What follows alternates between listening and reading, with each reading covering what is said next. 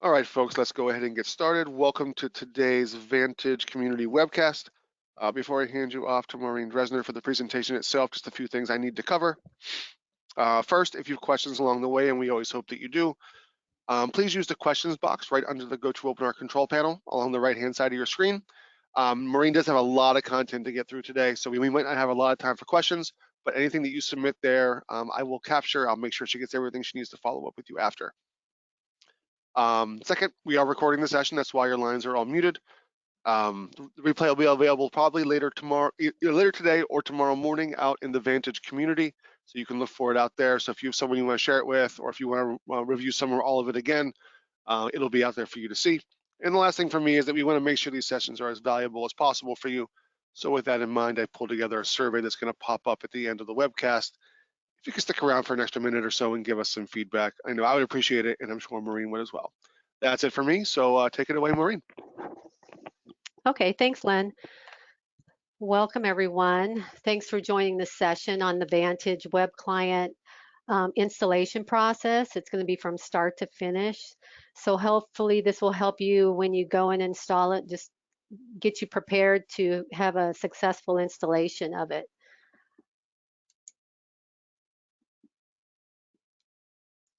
You probably read this, so I won't go through it, but let me first go through the agenda. I'll go through the architectural overview of it. Then we'll go through preparing for the installation, so things to know and things to do before you actually start installing the web client. Then I'll do a live demo, and we'll just go through the installation process and then start it up. And then lastly, post-installation activities, just to make sure you do things afterwards to make sure that the web client is started up at IPL time.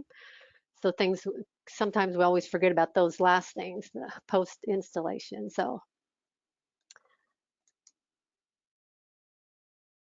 the architectural overview. So this picture depicts a simple 2 sysplexes.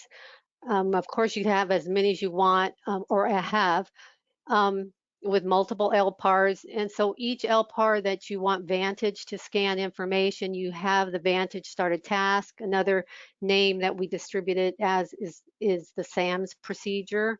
So it's on all the LPARs, as you can see, LPAR A, B, C, LPAR 1, 2, 3, and then at the bottom of LPAR 3 in Sysplex South, you can see that there's the Vantage started task as well as another started task called Van Web UI. So if you're familiar with Vantage, or if you're new to Vantage as well, we have 3 different clients. The original client was a 3270 client. The other one was the Windows client. The Windows client installed on your PC and then connected to the Vantage system. We've found from users that nowadays you don't have security to write to the program files directory or even to your C drive, so you just don't have the access. So we invented and created the web client browser. So basically it's a browser instance. You just bring up a browser from any PC location, VPN in, or if you're in network, just add the application URL and you'll get the Vantage logon page.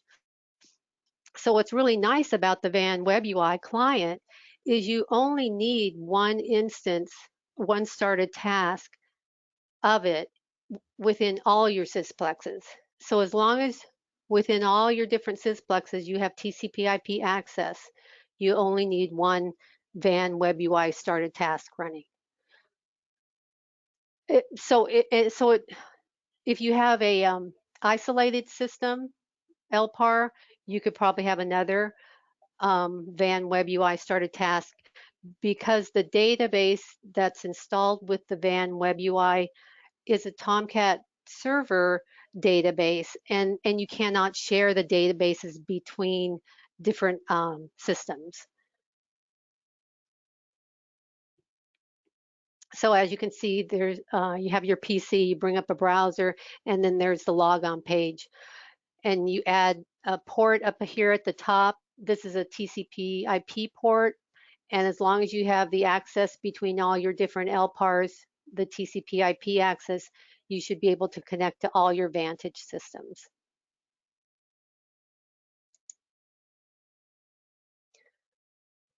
So just to reiterate, you only need one single instance of the Van Web UI. It is a Tomcat server. So it's a starter task that runs on ZOS, but it actually runs in the Unix system services. We supply the Van Web UI procedure in the Vantage CCTU library, sample library. So all you need to do is copy that member to your procedure library and change the things that you need to do, add the directories and a job card or run it as a procedure, whatever you need to do at your site. And because it's a Tomcat server, you need two TCP/IP ports, one for inbound traffic and the other for outbound traffic. So by default, it's supplied with the ports 8080 as the connector and the 8005 as the shutdown. Typically, those are already taken up or they're not allowed in your systems. You can try to use those, that's fine. But what I recommend is going to your network person, asking for two ports for the Van Web UI, reserve them in your TCP/IP profile so they're set for the Van Web UI only. And then another thing you need to decide whether you're going to use HTTP as your protocol or HTTPS. So it's this HTTPS is the recommended way to secure the connection between the browser and the Tomcat server. So we do recommend that way. That's another thing you need to discuss with your security administrator to see how you need it set up. So that's another thing.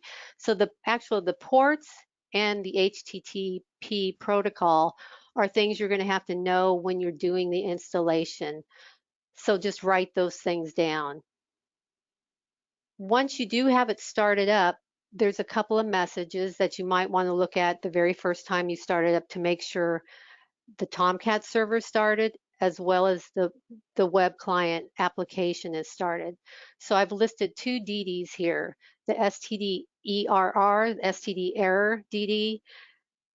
If you look for the info server startup in 12,559 milliseconds, that means the Tomcat server has successfully started. The STD out DD is for the Vantage web client application. So all you have to do is look for the web 0001I message that the client has startup completed.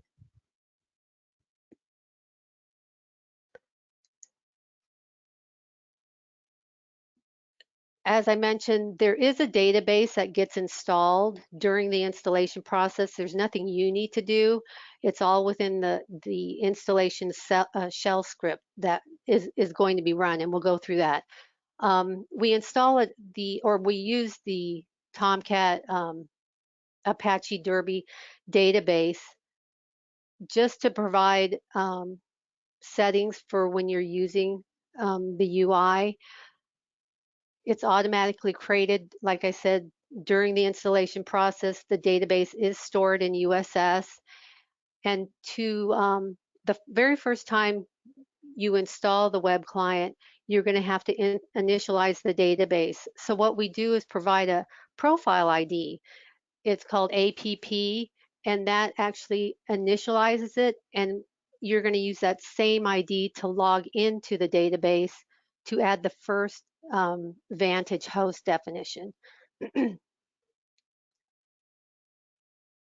So in the settings, when you're logged on with the APP ID profile, you can add your company logo for some of the reports. If you have the MOI product that does the analytical, Vantage sends metrics to MOI, so you'll have to add that information into the settings. And then we also allow you to create more than one profile. Sometimes when there's more than one storage administrator, each of you might want your own profile ID, so we allow you to create multiple ones.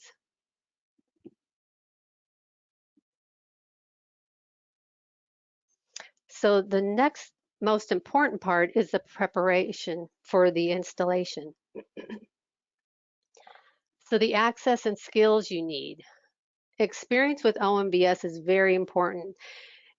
If you haven't used OMBS, I do recommend either reading the IBM guide or actually trying to get into OMBS from your system and then just issuing PWD commands to find out your directory, your home information, your environment, how it's set up, creating a directory, deleting a directory, changing permissions. So if you can get familiar with just those commands, that will help you in the long run, just in case you need to use that. Because during the installation of the web client, it is all done in OMVS. Experience with Java applications is important. Really, it's just knowing where Java is, the actual mount point of Java, making sure that when you're in OMVS, you can access Java, and we'll go through that. With Tomcat applications, if there are errors, there are Java errors, and they're a little elaborate. So just you don't really have to understand all of it, but just knowing what a Java error is and how to debug that might help initially. But typically, you won't have any problems with Java errors. And then probably the more important is getting the authority to run the shell script within OMVS, to change permissions within the Vantage GMI directory, and making sure that all the procedures have the right security access. So if you do not have if you're not a security administrator or you don't have the access, then I do recommend partnering with your security person and asking them to help you, or you can ask them for the security, even if it's for a month or a time period that while you're installing the web client, you just need more authority than typically. So, and usually security administrators can give you for a certain time period, like for a month or for a couple weeks or whatever the case may be. So, and then make sure you decide before you start the installation process of whether you're going to configure it with HTTP protocol or HTTPS protocol. So that's probably also information you'll get from your security person because they'll need a certificate created for it. So unless you're the security person. And then lastly, there's a lot of information that I've mentioned that you probably need to have. So what we've done in the Vantage guide recently, a few months back, is given you a link to an Excel document. And I've shown it here right on just a cut of it. And so what we've done is put the parameter name, a description of it. The third column is the default value that we supply, and then the fourth column would be your value. So if you're not using the exact same values that we give you, we recommend putting it in column D. And then when it comes to doing the installation in OMVS, you just cut and paste from here, because sometimes, well, with OMVS, it has to be exact. So if a certain name or a certain directory has uppercase and lowercase, it has to be uppercase and lowercase. So that usually are a lot of the problems, just the case sensitiveness of OMVS. So if you have a document that you can always refer to that has the actual Tomcat ports, the security profile information, and the directories will help you in the long run. And then at the bottom down here, I've given you the actual link in the Vantage guide if you want to go find it. So the ZOS preparation, of course, you need to be on a supported release 2.2 or above is fine. We do require that you have Java version 8, so the 64-bit. You can find that in your SysOne ParmLib BPX member. If you can see them at all the different mounts, so just do a find for Java in there and then see what the mount point is. Grab that mount point for Java version 8 and then put it in your Excel document. Or you can also go into OMVS and issue the Java space dash version command, and that'll show that you do have Java available to you within OMVS. But you will need the actual Java path. So when you are in OMVS, you can go find Java that way and get the directory if you can maneuver through the different directories to find Java. But the easiest way I have found is just to go into your SysOne ParmLib and get it, because that's the way you know which one's mounted. And then the ability to set your TSO region size to 1024 megabytes. When you're running the shell script, it just needs a little bit more region, so that's why that's required. One way to find out is look at your TSO proc, and we'll go through that. And then in OMVS, we require that max file proc is at least 64,000. Typically it is nowadays that value, but sometimes on test systems it might not be. So I've listed the display command for OMVS options, and then you can take a look in your console log to see if that's set at least 64,000. And then lastly, just make sure you have update authority to put the Van Web UI procedure in your SysOne or SysO or SysO proc lib. So, and then the probably the ParmLib, the SysOne ParmLib, is to add the ZFS mount points in there later. So if you don't have access to that, make sure you give that to whoever does so they can add the mounts. So at IPL time, the Van Web UI task is started. Another thing you need to make sure, if you don't already have access to, is when you create the ZFS file systems, choose the high-level qualifier of the Vantage product. Then you can keep track of them. So that's what I recommend. If your high-level qualifier is Vantage dot whatever, I would use that same high-level qualifier just to keep them in an area where you know where they're at. So the SAM started task security. There's probably nothing you really need to do to update it, but because typically with 2.5, a lot of security profiles have changed, but if it hasn't been updated already, just verify that the profile that's assigned to the SAM started task has a home directory. If it doesn't, then you should ask for one. I do recommend using the Vantage GMI directory as the home directory. I didn't list that here, it's just a different one. So to find the home directory in your security profile for SAMs, it would be listed under the segment of OMVS. So as you can see, there's a home, the OMVS program, so it needs to point to the bin shell directory, and then the SAM started task also needs a user ID. Sometimes they give started tasks UID 0, which means super user. It's not required for SAMs to have super user. As you can see here, it's just a 4706 user ID.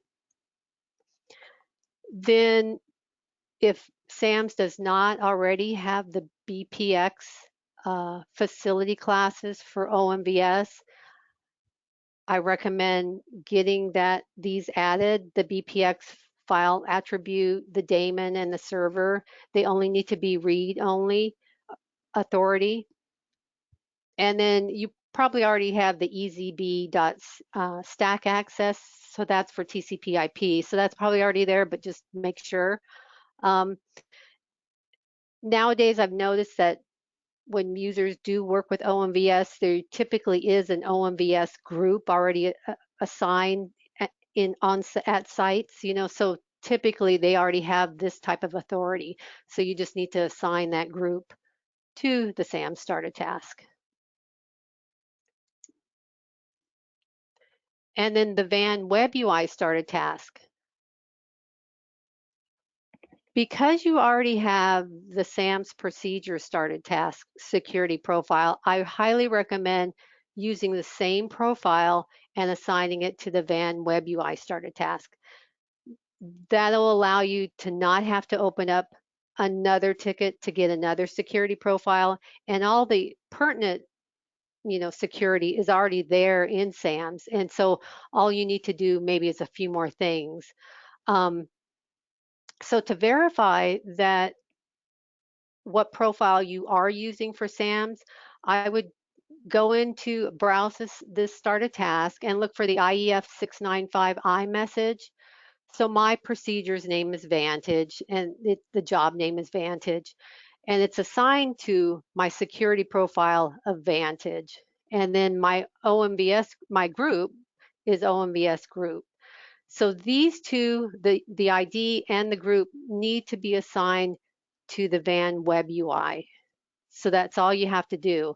And then just put all the certificate information in that same security profile.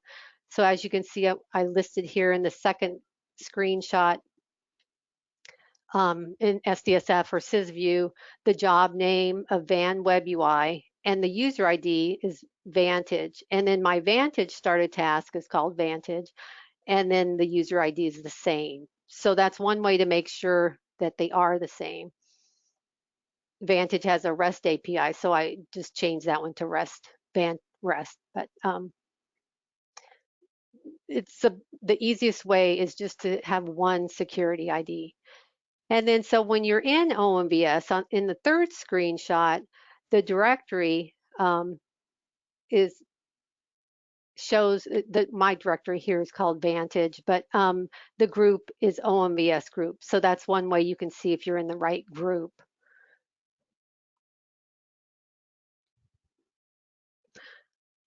Oh, I'm sorry. I made a mistake. So the directory is web UI, and then the user ID is Vantage, which correlates to this Vantage, and the OMVS group correlates to this OMVS group.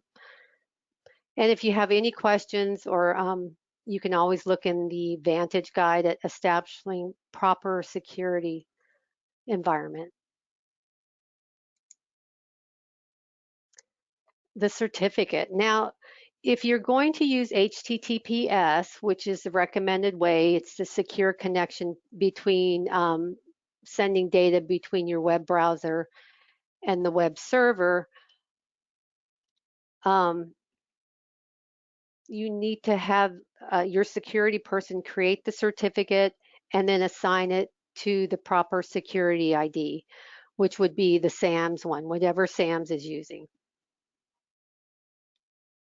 So HTTP runs on top of TCP/IP. It does the encryption protocol. We'll need to know that, which level you're at. We work with 1.2 and higher. One way to find out what your encryption protocol is if you have access on your PC to look at your internet properties. On the right side here, if you go to the advanced section, you can take a look and see which is checked.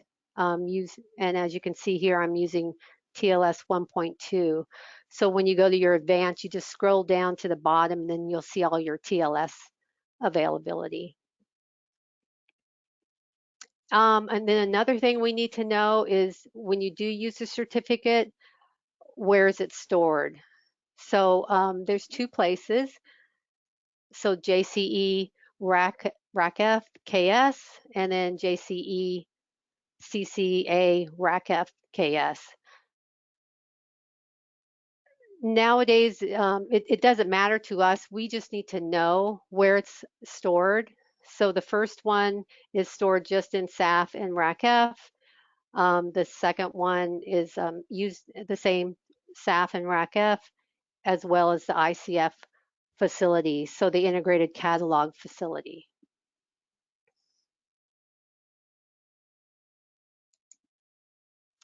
And then lastly, we just need to prepare the ZFS file systems. So we give you a job in your CCTU sample library called Web ZFS-M to allocate the 3 ZFS file systems. So it is a USS file structure, and all 3 of the file systems need to be 775. So 7 means you have read, write, and execute access. The 5 means just read and execute access. These are the directories. So these are our default names. The first directory is install, then there's the runtime and the web client directory. So that's where the database is logged. This log one, we put it in the install directory, and it just logs for the installation. We've already given you a specific amount of cylinders for each of them, so you don't need to change that. All you need to do is change, put it on a Valseer for non-SMS managed, or for SMS managed, add the storage class that you want to allocate it to. The only one that's really going to grow is the web client database, so plan for growth. Actually, I put the agri-grow feature in all 3 of the ZFS file systems, so they can grow.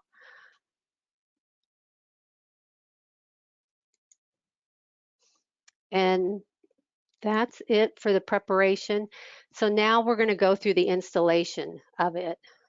Here, I just wanted to let you know, if you haven't already seen it on the download center, the latest release is 14.1.2. This is the name of the PAX file. It's under graphical management interface, and this is it right down here. So you just choose how you want to download it. So let me bring up a 3270 session.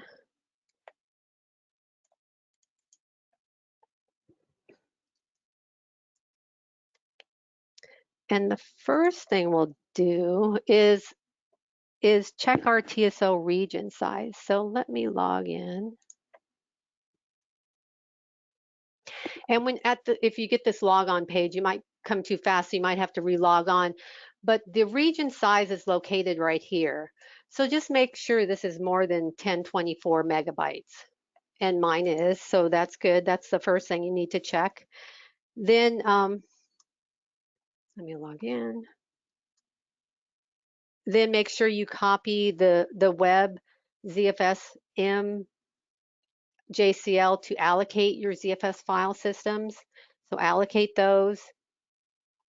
Then you're going to add the procedure, the van web UI procedure, to the proc lib. And then after that, so you'll modify that. And then you'll download the PAX file, and then you'll download it to your PC. Then you'll have to upload it to the mainframe into USS. So just any FTP procedure will work for that. So assuming everything's okay, let's go just check to make sure your OMVS options are set correctly. So I'll go in here and I'll just display my options. Oops. Oh, went too far.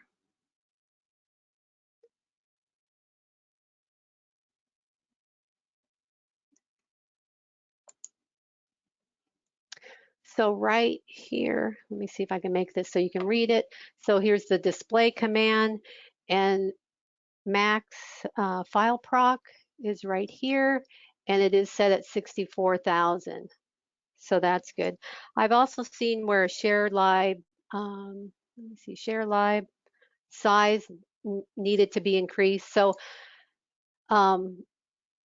when you start the Van Web UI client, you might see other messages where some of the OMVF's options are not set properly, and usually it'll have a pretty good message that tells you what could be the problem. But these are the two main ones. Actually, this one. So, and then so one way to verify that your ZFS file systems are mounted is to go into iShell. It's a different way to go into OMBS. I think it's the easier way to find out if your file system's mounted or not. You can issue a command in the console log to do it, but I just like looking at it here. So I'm in iShell. Up at the top, there's file systems. So if you put your cursor there and click on it, press 1 for the mount table, and then do a locate for, I think,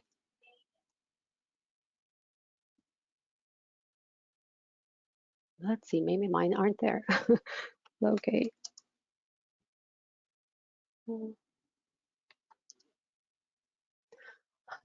Let me see.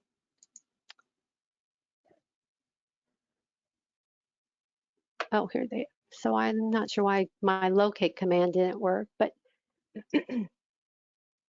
actually I have two clients here. So this is the one we're going to use today. That's the database one. Let's see.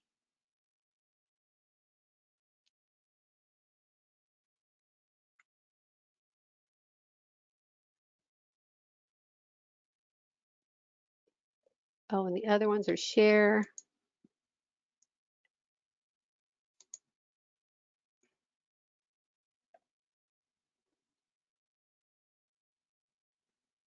And the other two, the runtime is right here and it's mounted. You can do an A next to these just to see what the mount point is, just for your own sanity.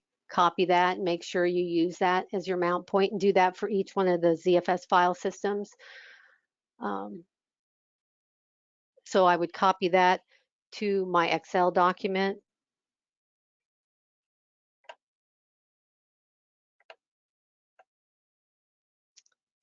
And then let's see, so now I know that everything's mounted.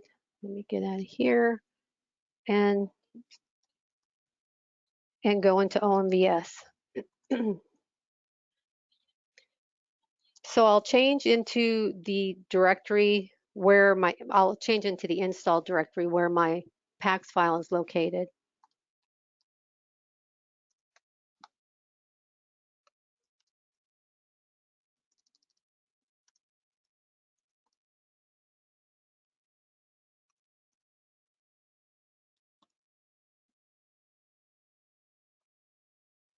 And if I just list out the directories, I do see the runtime directory and the install and the web client directory.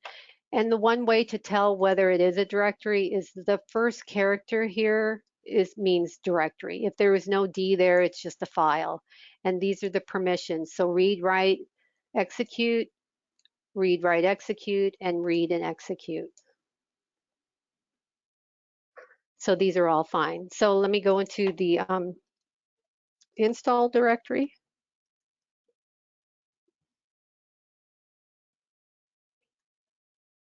And here's my PAX file.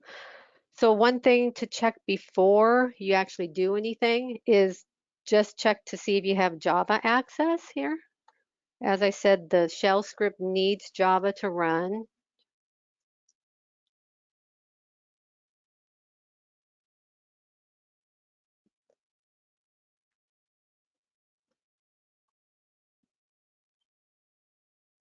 And my system's a little slow. So when you issue the Java command, this is what should appear. So you can see if you're 64-bit and the version. So this is good. If you don't get this, if you get an error, then you don't have Java access. So that means you probably have to check out your profile file name in OMBS, but we'll get to that afterwards. So Java is available. for me. The next thing I probably want to do is check to see if the ports that I've reserved are still available. So you can issue the netstat command in OMVS if you have access. And so I'll look for the ports I'm wanting to use. So I'm looking for the two ports I have are 7008 and 7009. So as you can see, nothing's using it right now, and that's the way it should be. If there was someone using it, originally I think I was going to use 7001, and I found out someone else was using it, so I couldn't. So as you can see, CCIT program's using it. So that's one way to make sure your ports are available. So let's see. PWD will list out the directory you're in. So I'm in the installation directory. So now that I have verified everything's mounted, I got my ports, I know my security setup, I'm just going to unpack the PAX file.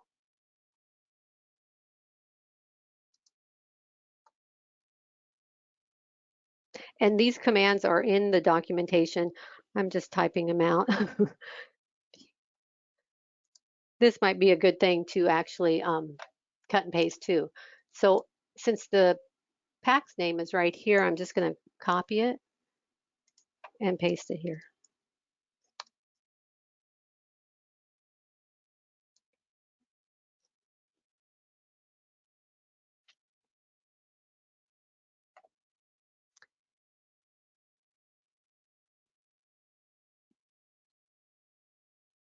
And as you can see on the far bottom right, it says it's running. So that means it is unpaxing. Typically, it only takes a few seconds to unpack. So here's the PAX command, and these are the directories and paths that it unpacks. Let me see. It still says it's running. My system might be slow.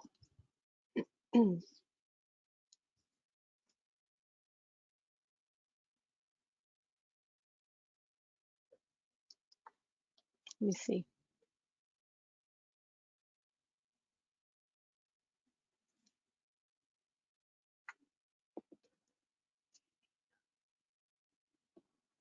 So it's still unpaxing. There we go. So when you see the word input on the far right, that means it's OMVS is done doing whatever it was doing. So let me just do another list.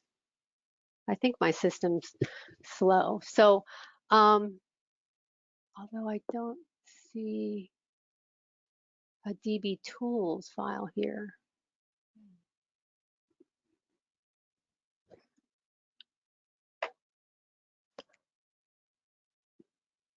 Let me try something.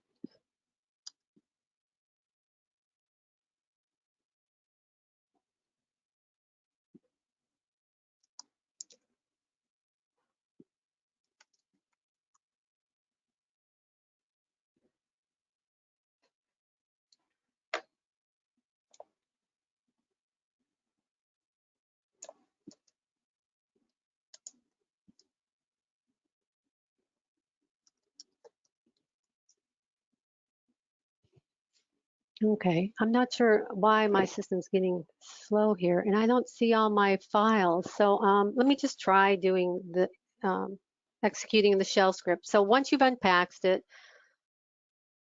you need to run the shell script command to actually execute the installer. So the web client setup shell is this file right here. And to execute it, you just need the //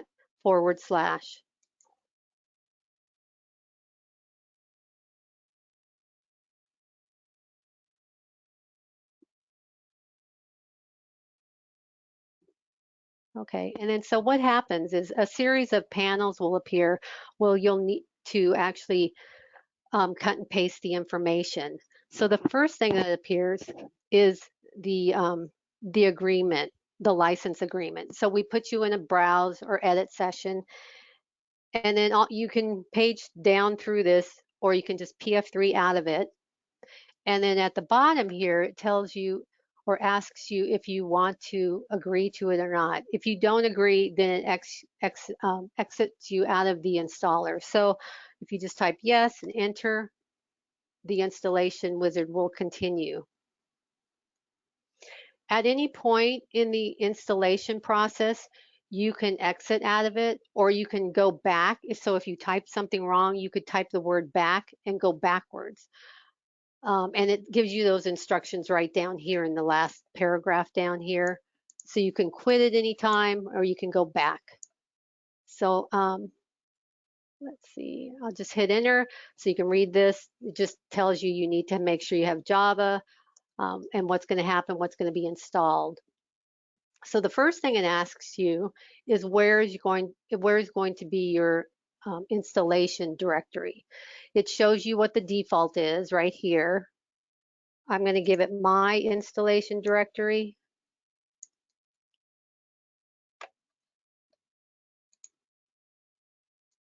And then just hit enter. And then it will confirm it. So that is the correct installation directory.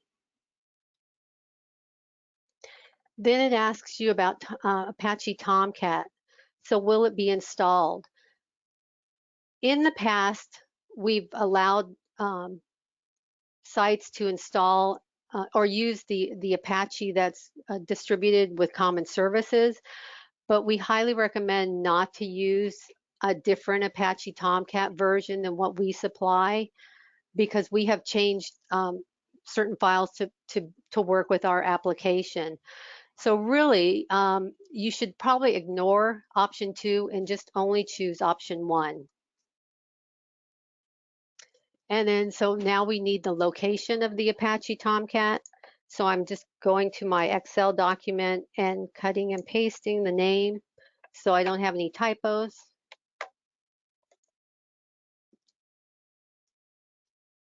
So the runtime. And then next we need to know the server port value source. So the default, the Apache Tomcat will use the default, and that's the 8005 and the 8080, but we're going to put our own ports here. So I'm going to use option 2. And then it next prompts you to find out if you're going to use the secured way or the non-secured way. For this demo, I'm just going to do non-secure.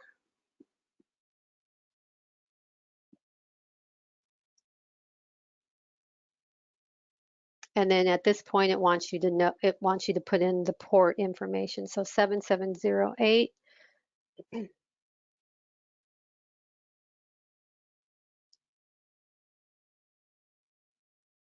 And then the shutdown port is 7009. So next, the application database is going to be installed. And at this point, if this is a brand new installation, you would choose option 1. If this is an upgrade, because this is going to be the same process you're going to do for an upgrade of the web client. So once there's a 14.1.3 version, you're going to go through the same process, but you're going to choose option 2 to not write over your current database, just use the existing. So I'm going to choose option 1 here. And then it needs to know the location.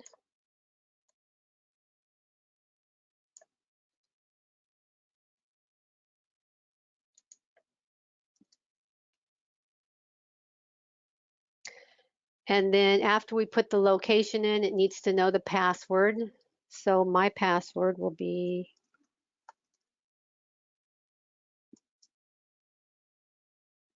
and then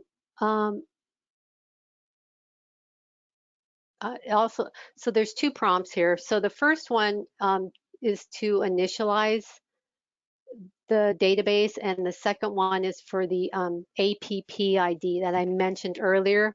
I'm just going to use the same password here.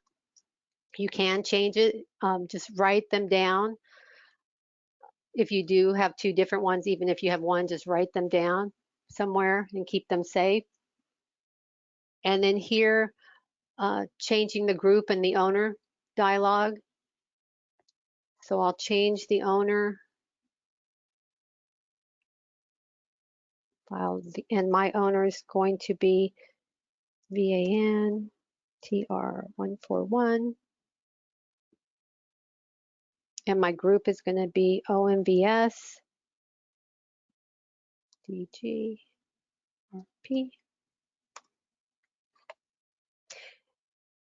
So those are the few things that you need to know before you do the installation.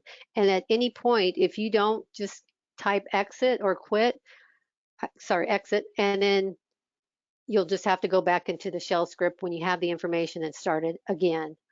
So if something here in the summary was incorrect, I can always type the word back and it would go backwards. And I would keep typing the word back to go back to the specific panel where I made the error. But this all looks good. We don't print out the password here, just the APP username.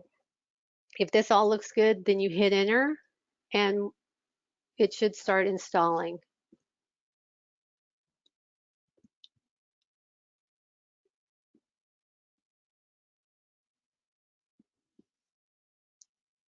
And this usually just takes maybe a minute or so. It tries to tell you what's happening, but you can just watch the screen go through.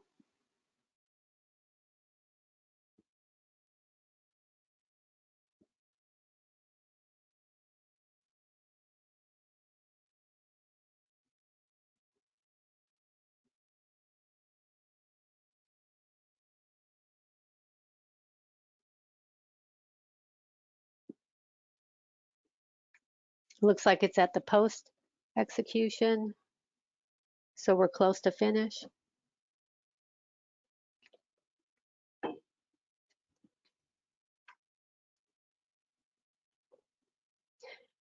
And then so that's it, completed the installation. So now what it's displaying to you is letting you know it's completed. It's telling you the location, because at this point, this information is very important.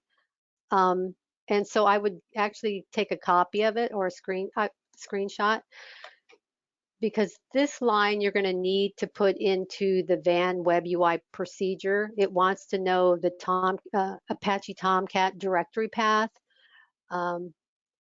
This information can also be found in this summary file, Vantage summary report.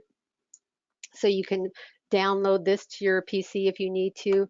If there ever was a problem, you could give this file to support online. And then there's also these 3 instructions at the very end that tell you what you need to do post installation. So you need to modify the started task procedure, the Van Web UI, with all the specific directories that you've created here. Here we give you the actual link, the URL link that you're going to put in a browser once you start it. And then just to remind you that you need to go in and log in. The very first thing you do when you bring up the started task, you need to log into the database to initialize it and to add that first host definition. So let me just get this copy.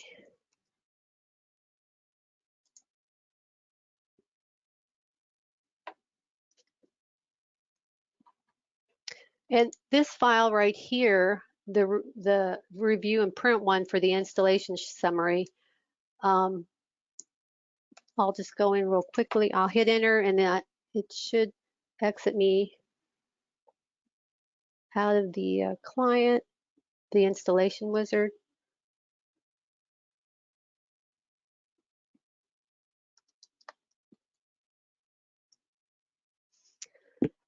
Yeah, so I'm in the install directory and there's the report. So if I just do an O browse and the O just means OMBS. So here's the information, all the detailed information about the IP address, who installed it, your different paths. If you go over to the far right, you can see them. The server name, information, and then it also gives you the URL here too, and then your post instructions on what to do. So if you ever need to refer back to it, just go back in here and browse it or download it to your PC. So I'm done here. I'll exit out of OMBS. And let me go to,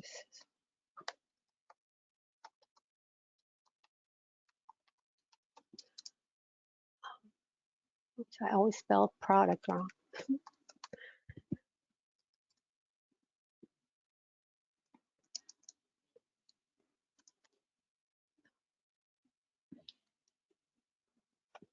Oops. So this is my procedure, and I just copied the actual URL in here. So that's one thing you might do, because sometimes when you have all these started tasks, these Tomcat started tasks, you're not sure which URL goes which tasks. It just takes a little bit to find. I put my Java variables in this member. So this is actually where I would go and put my Java path, my Java path. So if I just,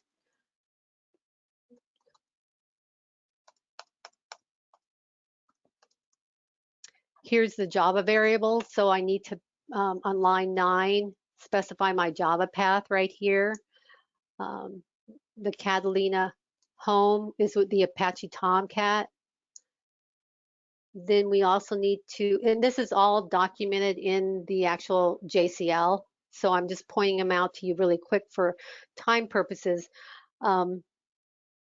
Here's the other path you need to specify for the logs. So those are the only 3 things you really need to specify in the Java variables. And then we should be able to go start it because I have everything set up. So let's see.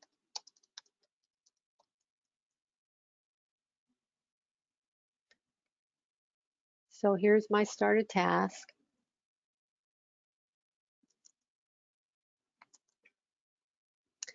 Probably one thing you could do is just do a question mark and take a look at the sysout, the DDs here. Might still be coming up since my system's a little slow.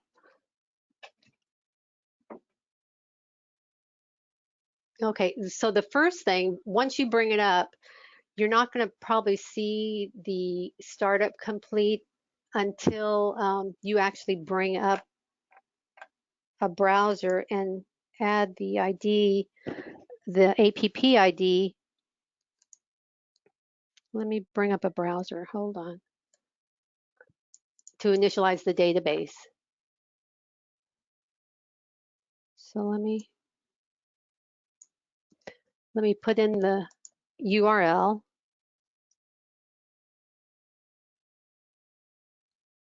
And as you can see, it prompts you and tells you the database needs to be initialized. So the authenticating host is the Vantage DB. There's no other host here until you add Vantage host definitions. So I'm going to use the APP, and it needs to be in capital letters. I'll add my password and hit enter. And then it tells you it's been initialized. So you press OK. And then it should put you into the client. Oh, well, now I have to log in, sorry. So let me, now it should log you in the client. So the first thing you're going to see is this home space where we have, you can have favorite directories, factory directories, and learn more about Vantage. But the very first thing you need to do is on the top right where you see your ID is click on the down arrow and select host. And then add a host definition. So let's see.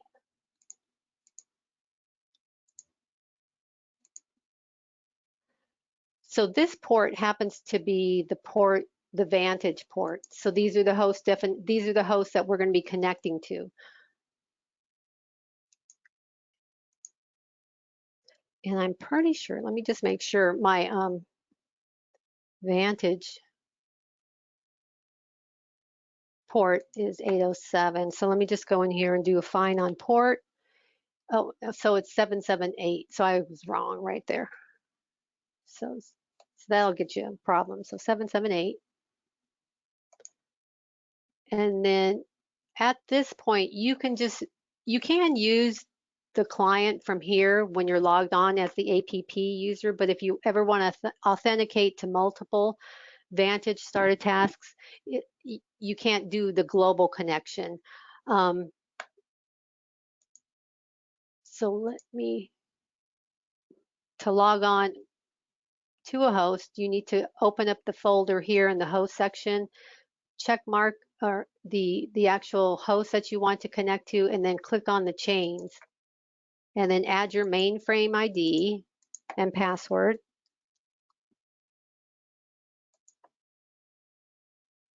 And then as you can see, it's trying to connect here. Once you get the chains, it means it is connected. Then you get the object tree. So at that point, you're logged in.